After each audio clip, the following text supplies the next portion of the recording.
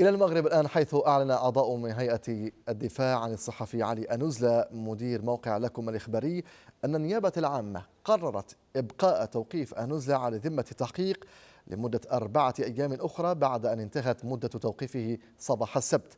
ومن جهتها وجهت أكثر من 50 منظمة حقوقية من دول عدة نداء للإفراج عن أنوزلا الموقوف بسبب نشر موقع لكم رابط فيديو لتنظيم القاعدة في بلاد المغرب الإسلامي.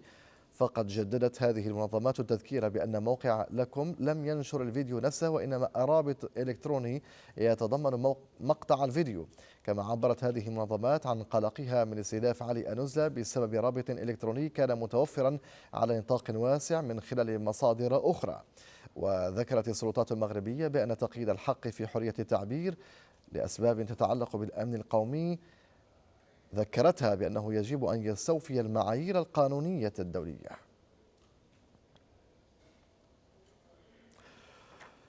معنا من الدار البيضاء محسن هشام، رئيس منظمة محامون بلا حدود. بالنسبة لكم سيد محسن، هل تمديد الحراسة النظرية لعلي أنوزلا هو مؤشر على أن أنوزلا سيتابع وفق قانون مكافحة الإرهاب، أم أن التحقيقات قد تقف عند هذا الحد وربما قد يطلق سراحه بعد ذلك؟ أعتقد أن تزيد الحراسة النظرية للأخ علي أنوزلا هو مؤشر كما صرح بذلك في النيابة العامة على الأمر يتعلق بالمتابعة وفق قانون الإرهاب، أي قانون 22 ماي 2003. هذا القانون لجميع الهيئات الحقوقية والمنظمات الحقوقية بالمغرب تتم تطبيقه على حالات معينة، خاصة الأمر يتعلق بتضييق حريات الإعلام وحرية التعبير وحرية الصحة. وللاسف المغرب اليوم يفتح على نفسه نافذه اخرى سلبيه في اتجاه تضييق على حريه الصحافه.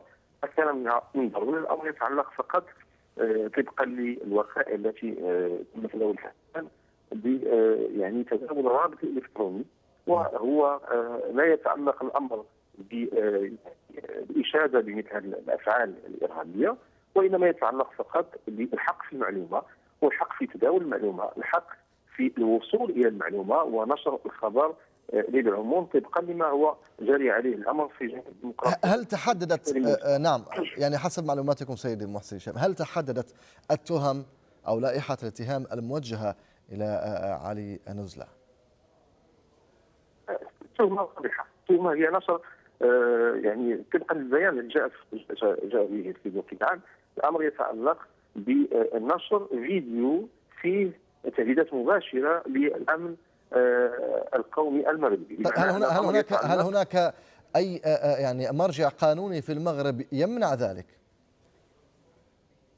لا، نحن نتحدث عن حريه الصحافه، وحريه الصحافه لديها مواثيق دوليه تؤمنها، والمغرب صادق على اتفاقيات ذات الشان، خاصه الاتفاقيه او المواثيق الدوليه المتعلقه بالحقوق المدنيه السياسيه والفصل 19 بدون تحفظ. وهذا الفصل ينص على انه من حق كل صحفي، يعني حق بصفه عامه في الوصول للمعلومه وفي تداولها. الامر لا يتعلق هنا باشاده باعمال ارهابيه، يتعلق فقط بالاخبار وليس بتبني هذه الدعوه للقتال.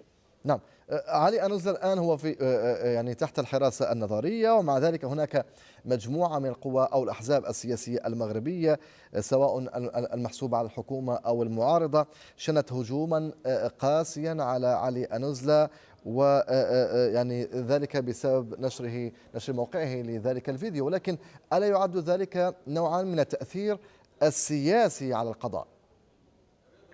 بطبيعه الحال ينبغي التثبيت على الاخ علي أنوزلا ثم تفترض الحراسه النظريه بالنسبه له، وهذا الامر تم من خلال اتصال النيابه العامه باخ الاستاذ علي أنوزلا.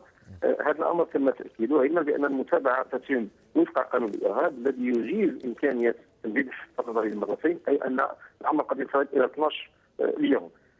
ثم من جهه اخرى تداعيات هذه الموت، احنا اعتبرنا مؤشر المغرب في مجال حريه الصحافه قد تدنى وتراجع لنقاط عديده، بالتالي فتح هذا المحور كذلك بهذا الشكل الخاطئ والمأساوي سيؤدي كذلك الى تراجع التجربه الديمقراطيه يعني والنقاط التي حافظ على المغرب في مجال تحسين حريه وحقوق الصحفي.